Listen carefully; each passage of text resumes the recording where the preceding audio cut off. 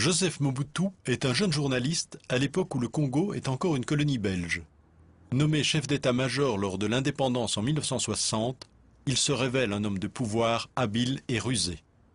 Avec l'aide de la CIA et la complicité de la Belgique, il trahit son père spirituel, le leader nationaliste et Premier ministre, Patrice Lumumba, qui est sauvagement assassiné. S'ensuivent 4 années de troubles et une guerre civile que le général Mobutu remporte avec l'appui des puissances occidentales. Un an plus tard, en 1965, lors d'un coup d'État militaire, Mobutu s'autoproclame président, élimine toute velléité d'opposition et instaure un parti unique à sa totale dévotion, le MPR. Le Congo rebaptisé Zaïre traverse la période la plus sombre de son histoire, le moboutisme est érigé en religion d'État et le culte de la personnalité atteint son paroxysme.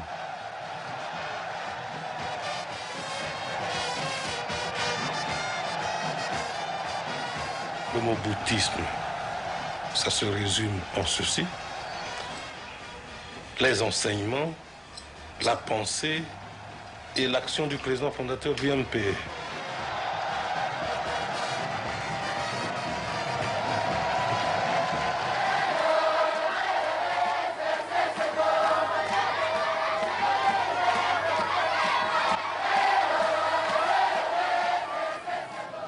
Lorsqu'on a affaire à un peuple comme le mien, on ne peut pas se sentir fatigué. Un chef qui se sent aimé, et vous voyez ce plaisir de se savoir aimé par son peuple. Je ne dis pas adoré pour ne pas exagérer. Se savoir aimé, ça fait plaisir. On se tuerait pour ce peuple.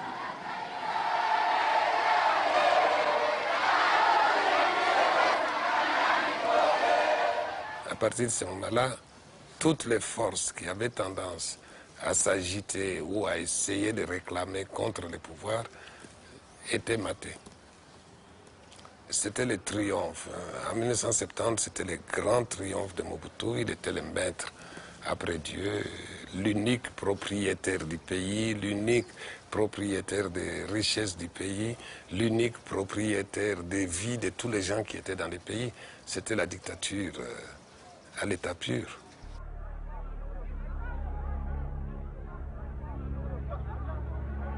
À l'université, Mobutu est publiquement bravé, l'épreuve de force est engagée.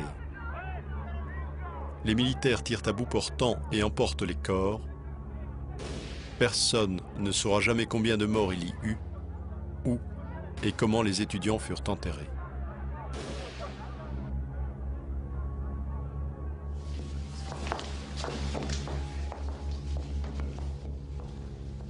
Les leaders de la contestation passent en jugement. 12 d'entre eux sont condamnés à perpétuité. Pourquoi est-ce qu'on doit faire cette interview dans cette clandestinité? C'est parce que on n'est plus libre d'expression. Ce qui fait que si on doit le faire dans un lieu où passerait tout le monde, vous serez victime d'expulsion, tandis que moi, je moisirais certainement en prison ou même être décapité. C'est tellement grave. Tellement grave que personne ne l'ose. Personne ne peut pas. Personne n'ose ça, voyez-vous.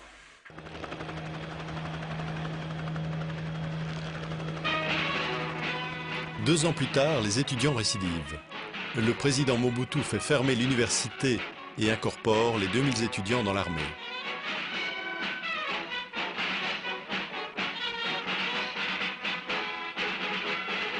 Loin des auditoires, ces nouvelles recrues apprennent à obéir et à se taire, à défiler et à ramper.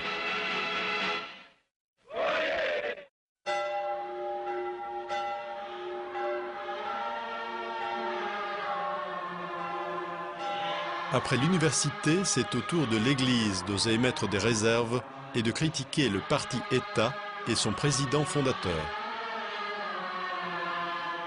J'ai toujours essayé de défendre ce que je croyais être la vérité et la justice. Ça, je l'ai toujours fait depuis l'indépendance jusqu'à aujourd'hui, en répondant à cela, à ma mission, n'est-ce pas, qui est de défendre les faibles, défendre les pauvres. J'ai toujours prêché la vérité et la justice.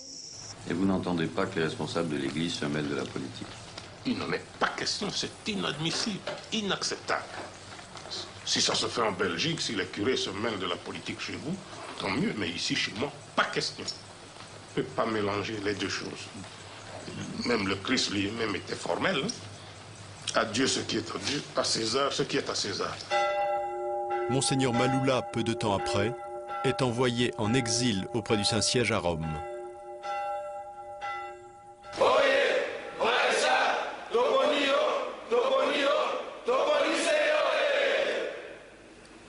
Soldats zaïrois, notre serment. Jésus, fidèle au président fondateur, fidèle au président fondateur, fidèle au Père, fidèle au Père, fidèle au Père. Il était question de préparer un coup d'État militaire à la date du 30 septembre. La seule possibilité, c'était mon élimination physique. 5 ou 6 jours avant le coup, un adjudant est venu me mettre au courant et on a remonté la filière. Ils sont au nombre de 29, donc civils et militaires, oui. Aux arrêts. 12 généraux sur 21, si je suis bien informé, ça fait quand même un beau total. Et alors? Ça montre l'ampleur de ce complot, non? L'ampleur, je ne crois pas. Il ne faut pas dire ampleur pour une armée de 60 000 hommes.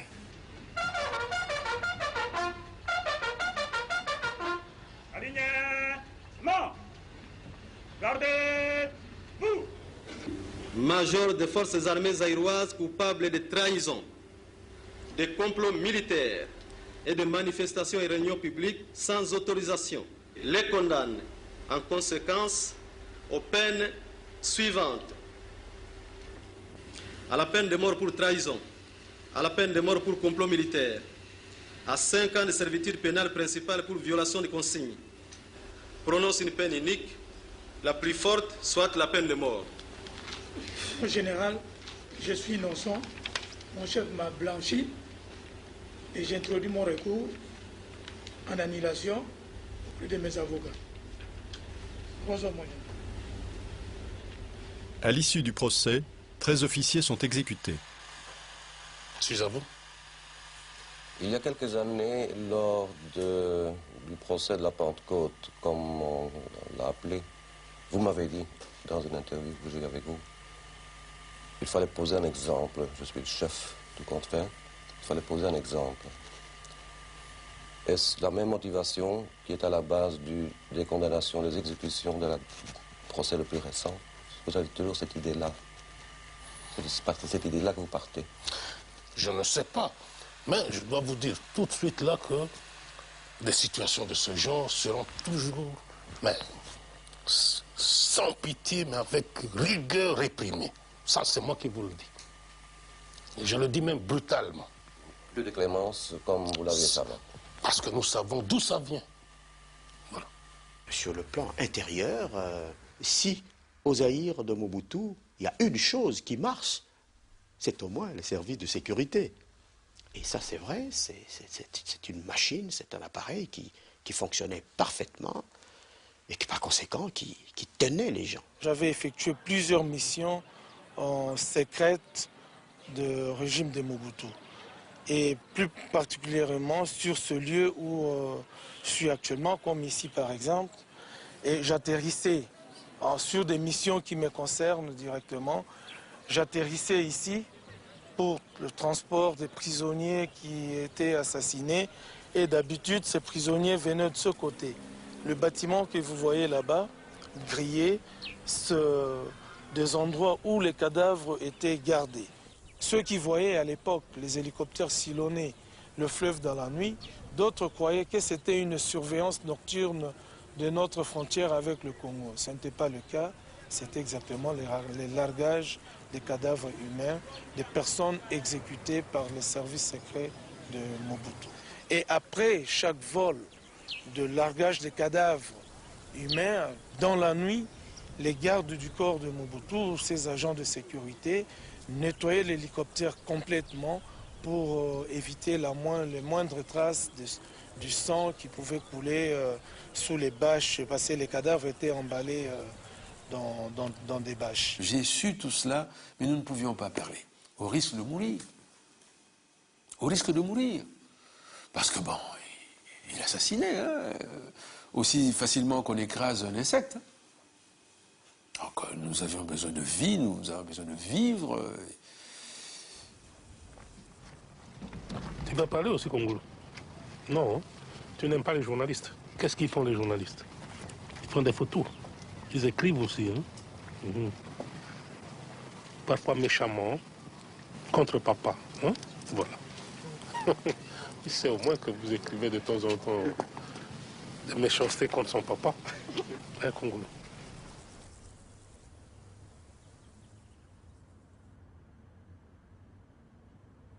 Fils bien-aimé Jean-Paul, tu es déjà à l'âge de comprendre certaines choses, et même plus, surtout pour la vie de celui que tu as connu comme père, et dont les premiers ennuis et soucis ne sont pas seulement d'ordre familial. Tu peux reconnaître et distinguer des personnes qui s'acharnent à la disparition de notre clan, et surtout de cette œuvre que je compte laisser à travers l'histoire, autour de notre nom, ton nom. Sache qu'ici-bas, au niveau où nous sommes arrivés, nous avons beaucoup plus d'ennemis que d'amis. Même ceux en qui j'avais confiance et qui sont même proches de la famille nous trahissent soit directement, soit indirectement dans tous leurs agissements. Toute la haine dont des milliers de personnes nous portent, ils en sont en grande partie les générateurs. Et ce qui se lit sur le visage n'est pas toujours le reflet de ce qui se passe dans le cœur. Sans toutefois oublier que le danger nous guette, je compte sur toi pour surmonter les événements avec calme. Réconforte mamie et la famille. Je t'appellerai demain dans la soirée. Courage, papa.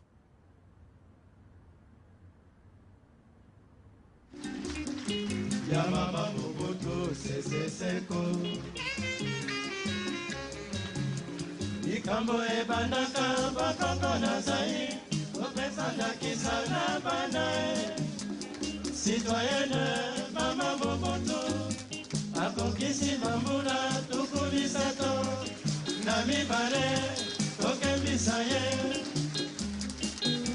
tubengaka ye mama, tokumuya mboka Zaïre.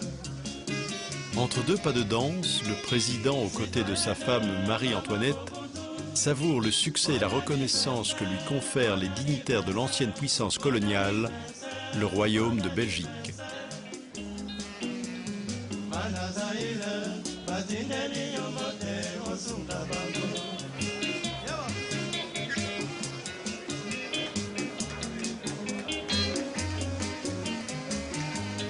Mama Mobutu, Marie Antoinette's first wife, they were married, I believe, when she was 14 and he was 16.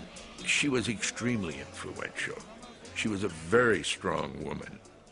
Sometimes when I was seated with him and he had done something that which she did not approve, she would storm into the room and begin to let him know in no uncertain terms that she was unhappy with his decision.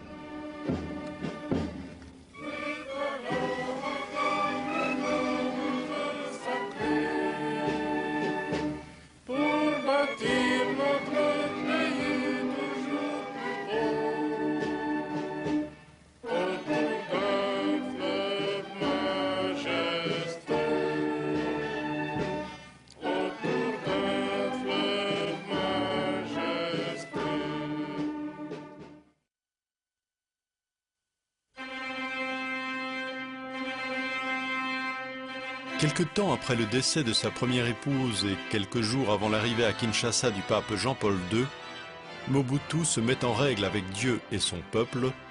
Il se marie avec une institutrice, Bobby Ladawa, son ancienne maîtresse avec laquelle il a déjà 4 enfants.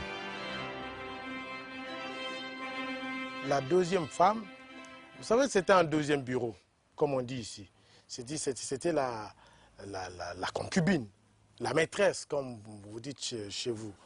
Toute sa vie, cette femme s'est comportée en maîtresse. pour la petite histoire, ça peut être intéressant, elle avait notre jumelle qui s'appelait Kossi et qui est devenue la femme de Mobutu. Les deux. Les deux sont devenus la femme de Mobutu. J'étais toujours étonné, mais j'ai toujours mis ça sur le plan de la tradition africaine. Comment deux femmes, deux jumelles peuvent partager le même amour, je dirais. Et j'ai vu que ça s'organisait très très bien, c'est-à-dire qu'ils partageaient les choses équitablement et qu'ils aimaient profondément ces deux femmes. Mais tout ça s'organisait très bien à table. Elles étaient toutes les deux. En voyage officiel ou officieux, elles étaient toujours là. Et ça s'organisait assez bien.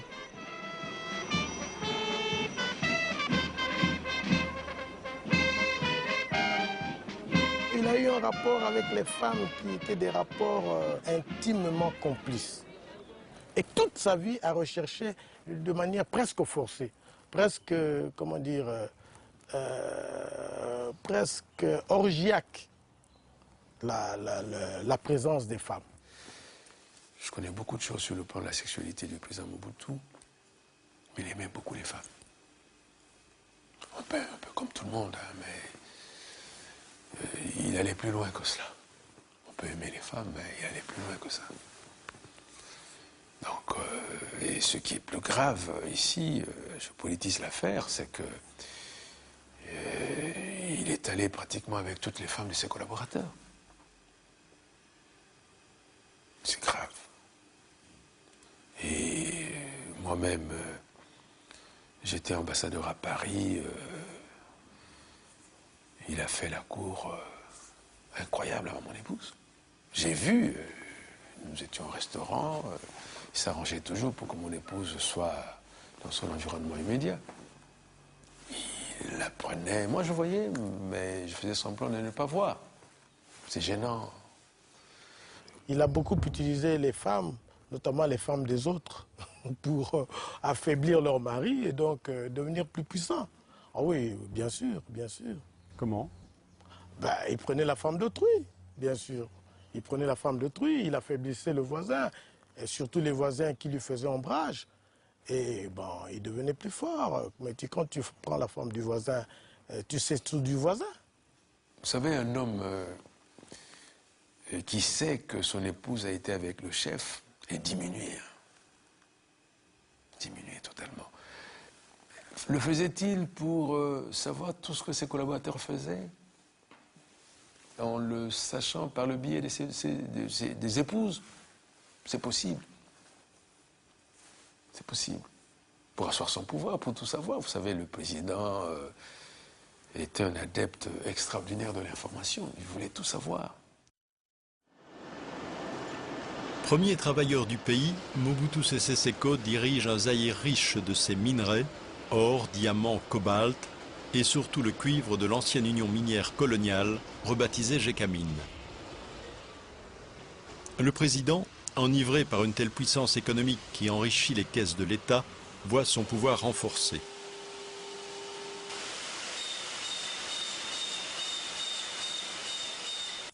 Il conçoit de pharaonesques projets industriels pour le pays, devenu un nouvel Eldorado pour affairistes internationaux. C'est l'époque des éléphants blancs, ces travaux gigantesques qui vont remplir les coffres de grandes sociétés internationales et les poches de quelques notables mobutistes. Il a la chance d'avoir un cours du cuivre extrêmement haut, de sorte que toutes les difficultés possibles peuvent être réglées par cet argent de l'État qui coule à flot. Et ça va monter à la tête de Mobutu. Mais trop de facilité va aussi engendrer la corruption. Et cela va lui monter à la tête tant et si bien qu'il va véritablement, si j'ose dire, se prendre pour Mobutu. Vous savez que le Zaïre à ce moment-là est un dragon qui se compare au dragon de l'Est asiatique, un taux de croissance extraordinaire de 7,5% par an à partir de 1967, un taux de progression industrielle de 12,5%. Donc c'est l'apogée, c'est un symbole. J'ai vécu ces années-là, c'est des années de folie. Tout était permis, on pensait qu'avec la hausse du cuivre, du cobalt, tout était permis. Et ça, c'est c'est là, le déclin a commencé exactement à cette époque-là.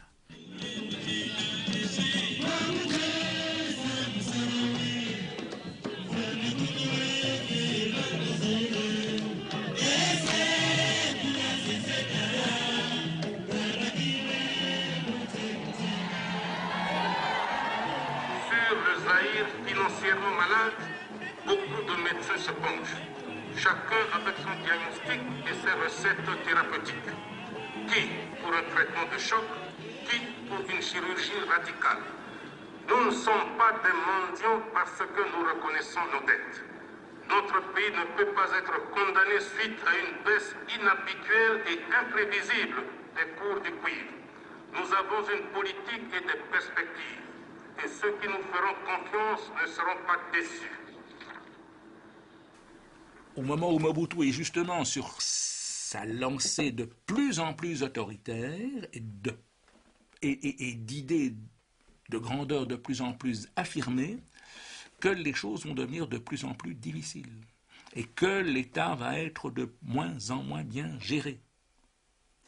La tête va lui tourner, le cou va lui gonfler, et il va à ce moment-là s'engager dans un cycle de mauvaises décisions. Bon, et leur tournant à cet égard-là essentiel, c'est la fameuse zaïrianisation. La zaïrianisation, qu'est-ce à dire? Lorsque j'ai dit zaïrianisons, c'était quoi?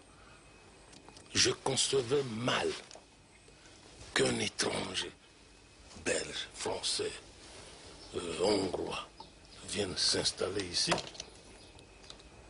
pour revendre aux Zaïrois la bière qui sort des brasseries de Kinshasa et gagner de l'argent là-dessus, vivre là-dessus. Vous êtes chef d'une entreprise. À 8 heures du matin se présente un général, un colonel ou un courtisan quelconque de sa cour qui vous dit: monsieur, remettez-moi les clés de vos bureaux, remettez-moi vos comptes en banque, remettez-moi vos véhicules, remettez-moi tout ce que vous avez et allez vous faire pendre. Les favoris du régime recevaient des entreprises. Et ces entreprises, mon Dieu, ils ne les géraient pas toujours, ils se contentaient souvent de les écrémer. Les voitures de l'entreprise devenaient leurs voitures, la trésorerie de l'entreprise devenait leur trésorerie, et donc ça a donné un coup de force à la corruption considérable, cette zaïrisation. Ah, oui, mais ce n'est pas un mal propre à la République du Zaïre ou aux seuls Zaïrois, c'est un mal qu'on trouve partout, dans n'importe quel pays au monde, même chez vous. Qui nous a appris la corruption? Je crois que c'est vous autres. Je vous parle ici franchement. Ce n'est pas un mal, une nouvelle invention du Zaïre. Donc, c'est de l'importation. Pourquoi nous combattons ce mal d'importation? Cet exercice d'autocritique lui plaisait dans la mesure où ça lui donnait une sorte de crédibilité au niveau de l'opinion nationale et même au niveau de l'opinion internationale. Mais il faisait tout pour que ça ne soit pas suivi des faits. C'est ça le problème. J'ai mis surtout l'accent sur les valeurs morales qui commencent à faire défaut dans notre société. Le Zaïrois est un peuple déiste et puis qui a commencé depuis quelques années à abandonner ses valeurs morales, spirituelles et puis à aimer de plus en plus l'argent, des richesses et puis certains facteurs extérieurs de richesse et puis le m'as-tu vu. C'est l'ensemble de tout ce comportement, de cette attitude que j'ai dénoncé. D'abord, c'était sa tribu et puis sa famille. Tout ça, ce sont les étapes qu'il a connues. Une cour d'abord diversifiée, une cour régionale, une cour ethnique, une cour tribale, etc. Et puis familiale. Quels étaient les privilèges et les habitudes de cette cour?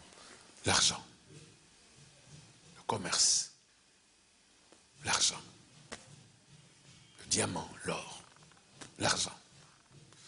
Oh oui, j'étais là pour l'argent, Je faisais tout pour que Mobutu demeure éternel, hein. Absolument. Ah, moi aussi, à l'époque, hein, je n'étais pas dans la cour, je n'étais pas de la cour aussi, mais je faisais tout pour qu'il demeure éternel. In fact, a word was coined, a kleptocracy, a Greek word which means a government by theft, coined, I think, uniquely for Zaire. The corruption there was from top to bottom.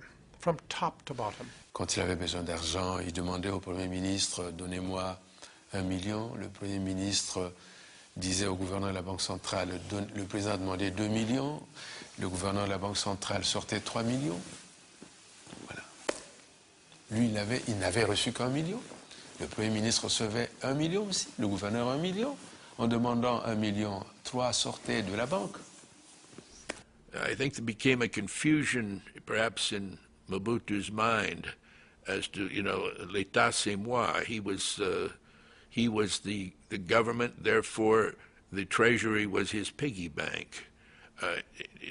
He could, again, we go back to the tribal chieftain. It's my impression that tribal chieftain always had the best hut or the best home in the village. They had the most wives, they had the most chickens or the most goats. He was also so clearly a man who had amassed a fortune for himself from all aspects of economic life in Zaire. He'd accumulated wealth that I have no reliable way of estimating, but I can tell you that it is often considered to be as much as $3 or $4 billions that he had in accounts elsewhere. Alors vous avez une dizaine de propriétés en Belgique, c'est ce dont on parle aussi, 2 en France, 1 en Suisse, Portugal, Espagne, plusieurs ici. C'est ça la fortune. C'est avec la dotation présidentielle Madame, que... selon vous, c'est ça la fortune? Si c'est ça la fortune, alors dans cette condition, madame, eh bien, c'est la tête de quelqu'un qu'on veut. Lorsque chez vous, il n'y a que le mot argent à la bouche, celui qui vous arrache ce beefsteak de la bouche, c'est un homme à abattre. Voilà la vérité. Il y a d'autres estimateurs. Laissez-moi continuer. Et vous tournez autour du pot la fortune du président Mobutu. La fortune du président Mobutu, c'est plus que la dette du Zaïre. On ergote autour de ça. Soyons sérieux. Et ne tournez pas autour du pot la fortune du président Mobutu. La fortune que vous avez tirée du Zaïre, c'était par Léopold II qui nous a spoliés, qui nous a pillés. Voilà, ce n'est pas Mobutu. Ce que j'ai fait pour mon pays, toute ma jeunesse, toute mon énergie, vous voulez expliquer à ce peuple par vos écrits, il le fait pour l'argent. Faire ce que j'ai fait, ce n'est pas pour l'argent, mon cher ami.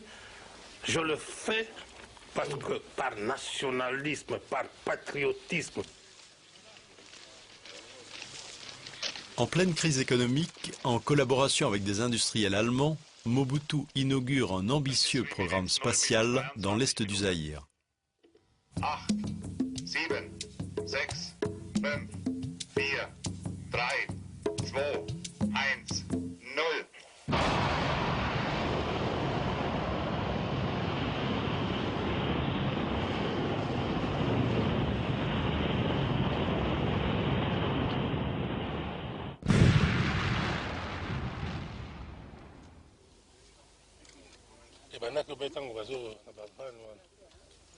Bon, c'est ton résultat quand même. Hein. Il y a eu une vanne qui n'a pas marché. Ah oui, propulsion, il est bien.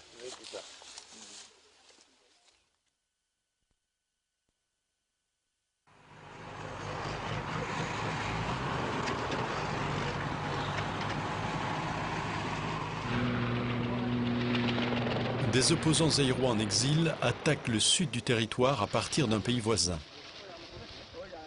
Sérieusement ébranlé, le commandant suprême des forces armées zaïroises descend sur le terrain des opérations. Il vient galvaniser ses troupes et jouer au héros des grandes guerres devant les caméras de la télévision. Il n'a jamais été un chef militaire dans le sens du terme que nous donnons en Occident. D'abord, il n'en avait pas reçu la formation. Il a reçu comme formation gradé comptable dactylographe. Donc, il n'a jamais eu un cours ni de tactique, encore moins de stratégie. Chaque fois qu'à la tête de ses forces, il a voulu réduire une rébellion, une mutinerie un peu organisée, chaque fois il s'est fait battre à plat de couture. Et chaque fois, il a dû faire appel à des conseillers extérieurs. Donc, il n'avait, sur le plan militaire, absolument aucune compétence. Mais de nouveau, comme chef africain, il avait indiscutablement du courage. Il était sportif et courageux, mais n'était pas capable de diriger une armée. Officiellement, pour protéger la population européenne, la Légion étrangère saute sur Kolwezi. À nouveau, le régime et le président Mobutu sont sauvés de justesse. Mobutu, pour éviter la défaite totale, avait été obligé de tuer, de faire massacrer les Français, leurs épouses et leurs enfants qui étaient à Kolwezi, pour obliger Giscard à intervenir. Et Giscard est tombé dans les panneaux, il est intervenu, il ne pouvait pas faire autrement, les pauvres. Et Mobutu a été sauvé grâce à cela. France, oyez! Giscard, oyez! Zaïre, oyez! Amitié France-Zaïre, oyez! Je vous remercie.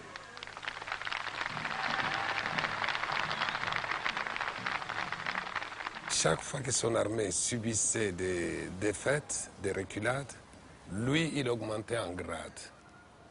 Chaque fois. Et ça, c'est quelque chose qu'on ne comprenait pas. Il parvenait à transformer ses défaites en victoires.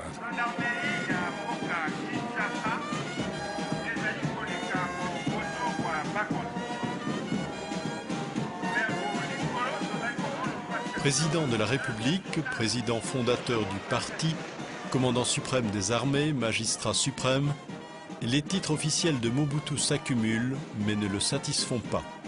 Il rêve d'être président à vie, ou mieux, roi du Zaïre. Mais prudent, le général de corps d'armée Mobutu, qui a remporté 3 victoires extérieures sur l'ennemi, se fait désigner maréchal du Zaïre par la hiérarchie militaire. Selon une tradition bien établie, un chef militaire qui est fait maréchal se doit de choisir une devise. C'est ce que j'ai fait. Et j'ai voulu rester dans la ligne du mouvement populaire de la Révolution. Voici ma devise. Toujours servir.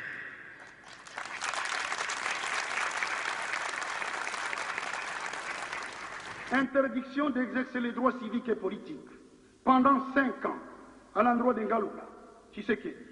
13 parlementaires, dans une lettre ouverte très critique adressée au président, dénoncent le régime et la corruption institutionnalisée. Parmi eux, Étienne Tshisekedi, l'artisan de la première constitution, l'ex-ministre de la Justice et de l'Intérieur. Tout Zaïrois, de par sa naissance, est membre d'un père. Or, comme dans un parti, il y a ce qu'on appelle le règlement intérieur, qui entraîne la discipline du parti. Donc, vous voyez, dans un parti où l'on n'a pas adhéré librement, et dès qu'on y applique la discipline du parti, qui normalement ne peut se comprendre que dans un parti où l'on a adhéré librement, vous voyez que tout de suite, ça donne lieu à énormément d'abus. Tshisekedi et les parlementaires dissidents ont osé élever la voix. Ils sont rapidement arrêtés pour outrage au chef de l'État et condamnés à 15 ans de servitude pénale. L'opposition d'abord, selon vous, c'est quoi? Ne me dites pas, est-ce que les aigris ont un certain droit aux Zaïre? Je vous dirai oui. Les aigris, ça existe dans mon pays. Lorsque Tshisekedi a été mon ministre de l'Intérieur, mon ministre de la Justice, lorsqu'il a été pendant 7 ans vice-président de notre Assemblée, président, directeur général, délégué général d'Air Zaïre, ambassadeur, eh bien, depuis qu'il a perdu tous ses titres, il devient aigri et pour vous, c'est un opposant.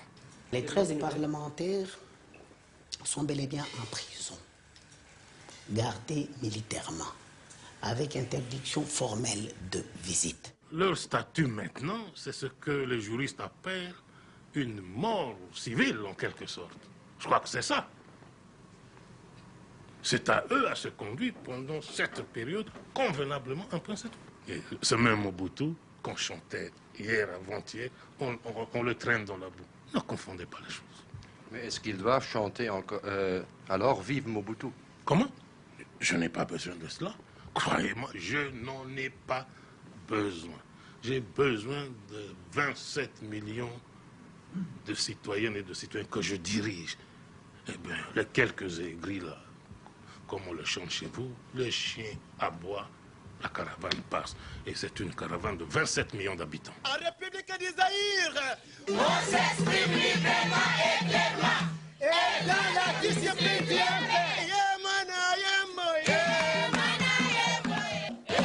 fidélité, oh fidélité, maman, Amoboto,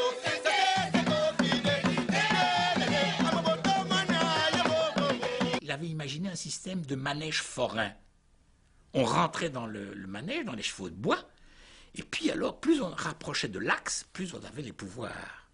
Mais si on n'était pas tout à fait, si les intrigues se nouaient et que, bon, il y avait des oppositions, eh bien, on reculait. Alors, il y avait tout ce système, n'est-ce pas, mobutiste, typiquement mobutiste, mais finalement, qui est repris, je crois, par tout le monde. C'était la promotion, la permutation, la rétrogradation, la mise en réserve de la République, l'exclusion jusqu'à aller dans les limbes, vous savez, d'une ambassade lointaine peu rémunératrice, et puis on était finalement toujours récupérés. Tous ceux qui étaient éliminés avaient toujours l'espoir d'être mis en réserve.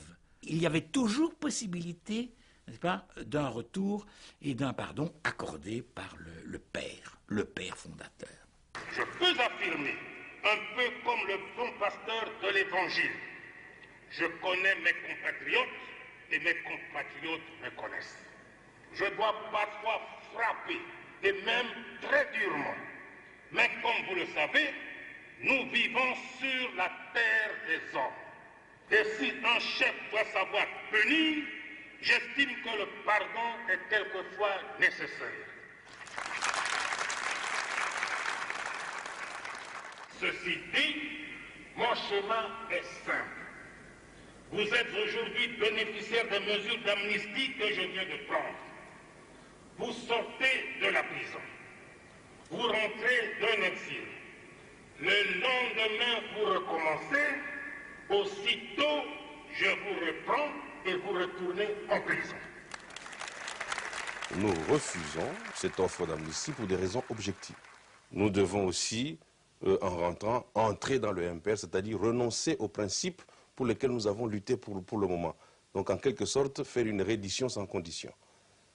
Aussi, nous refusons de le faire dans des conditions humiliantes et dégradantes. Faire amende honorable, aller nous mettre à genoux, faire allégeance devant le président Mobutu, nous estimons que cela est une abjuration politique grave que l'histoire et le peuple ne peuvent jamais nous pardonner. Boyoki, ancien premier commissaire d'État, ce qu'on a évité la Kotanga Kombonaye, citoyen Gounz, Boyoka qui va déclaration il y a sali à Bruxelles. À Kepe Kosala en Amérique, à l'objet 30 juin, à l'ingé réconciliation, à Zali Kozong. Après si date, il y a Zali Kozong.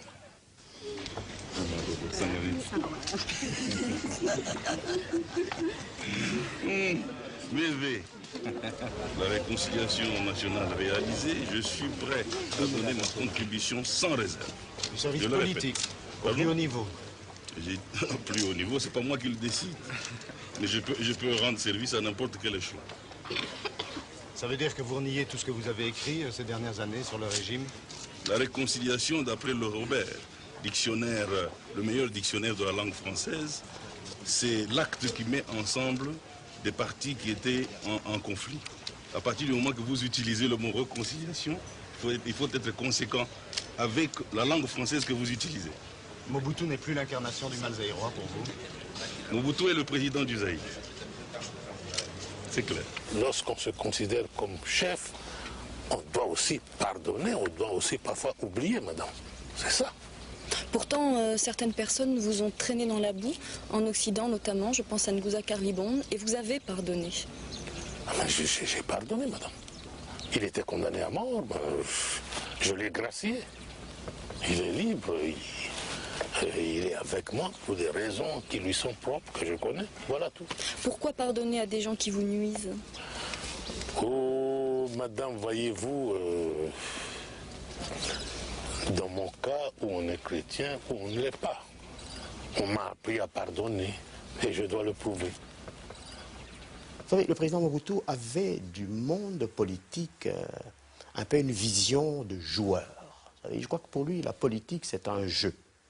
Et j'ai cru aussi, j'ai appris aussi qu'il était lui-même un grand joueur de dames. Il paraît qu'il était très fort quand il jouait aux dames. Il trouvait difficilement des adversaires pour le battre. Eh bien, je crois qu'il avait conçu l'ensemble de la vie politique comme un jeu. Et que lui, c'était le grand joueur. Et que les acteurs étaient des pions. C'est vrai qu'il lui appartenait de déplacer en fonction de ses jeux, de ses intérêts, de ses stratégies.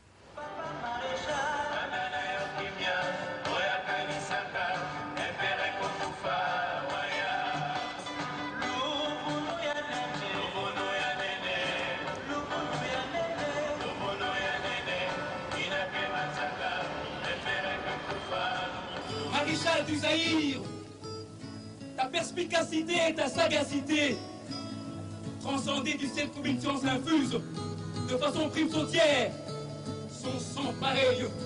Ô toi, candidat de l'unité, ego elegivos, ut vitam habeam, non pereiam in tenebris.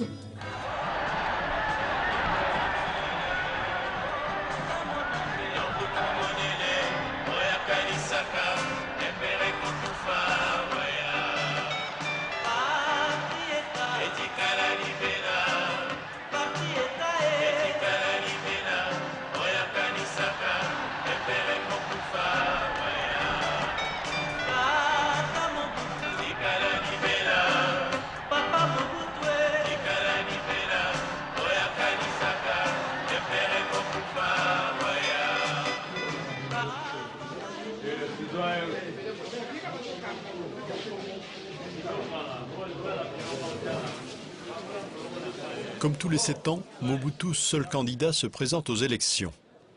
Les électeurs ont le choix entre 2 bulletins, un bulletin vert pour l'unité et la paix, un bulletin rouge pour le changement et le désordre.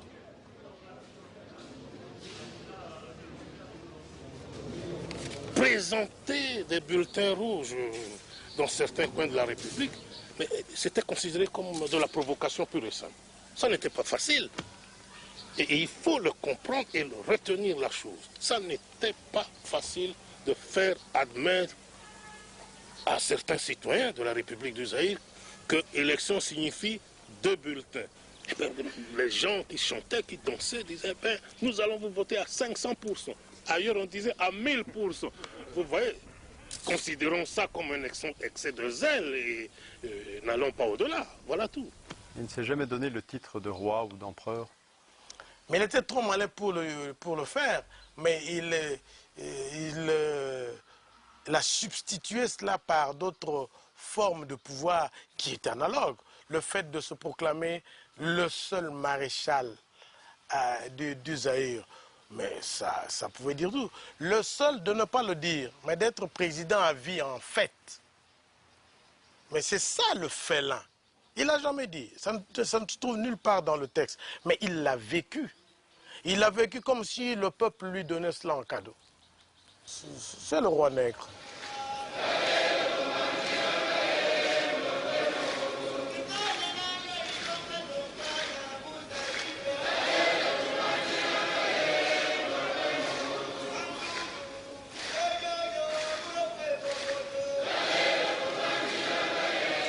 Élu à l'absolue unanimité des suffrages, Mobutu légitimise sa dictature lors d'une rituelle prestation de serment en présence de tous les corps constitués de la nation zaïroise.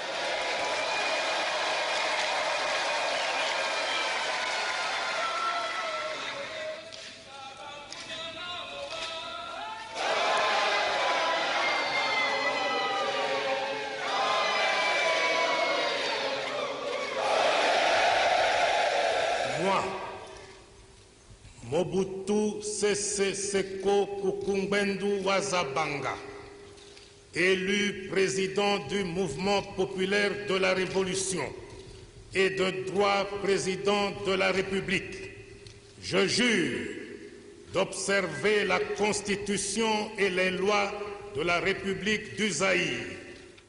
Au nom du peuple zaïrois, dont nous sommes les témoins en vertu de la Constitution, et en notre nom personnel, nous vous adressons nos félicitations les plus chaleureuses et les plus déférentes et vous réitérons notre attachement.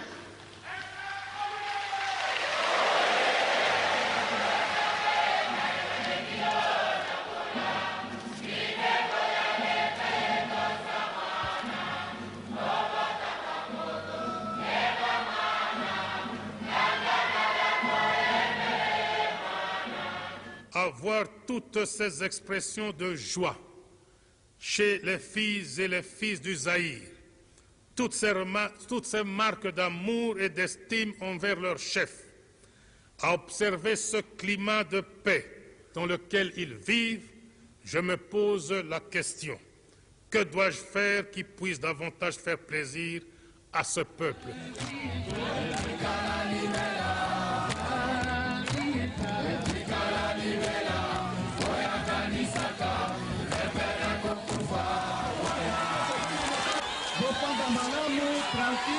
Tombola ezali kaka kokontinue bana mobali lelo tozali na esengo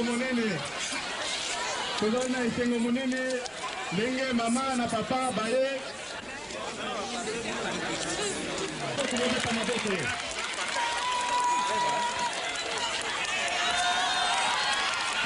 apesi mbote na remerciement na mama présidente azi yamaamaye molakisi na biso ya école primaire esambia auti koganye na mama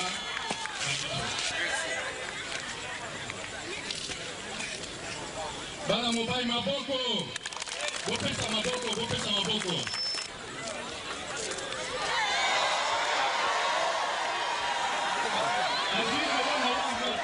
sikoyo batata bamama bandeko biso baso totala na ngambo ya cité bakopeta moto wana oyo boyebi mbula na mbula 84 ezalaki 87 ezalaki